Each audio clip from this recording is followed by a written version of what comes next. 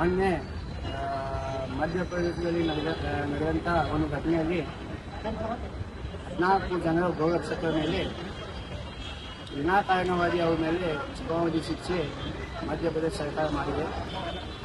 ಅದಕ್ಕೆ ನಾವು ಖಂಡಿಸಿ ಬೆಳಗಾವಿಯ ಕೃಷಿ ಕಚೇರಿಗೆ ಬಂದು ನಾವು ಒಂದು ನಿವೇದನೆ ಕೊಡಲಾಗಿದೆ.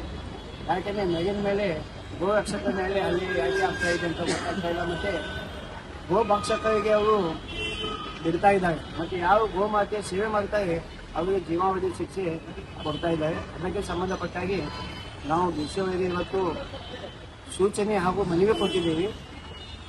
ಅವರಿಗೆ ಇನ್ನೊಂದು 5-6 ದಿವಸದಲ್ಲಿ ಅವರಿಗೆ ಬಿಡುಗಡೆ ಮಾಡಲಿಲ್ಲ ಅಂದರೆ ಉಗ್ರವಾಗಿ ಹೋರಾಟ ಮಾಡ್ತೀವಿ ಅಂತ ನಾವು ಎಚ್ಚರಿಕೆ ಕೊಡ್ತಾ ಇದ್ದೀವಿ.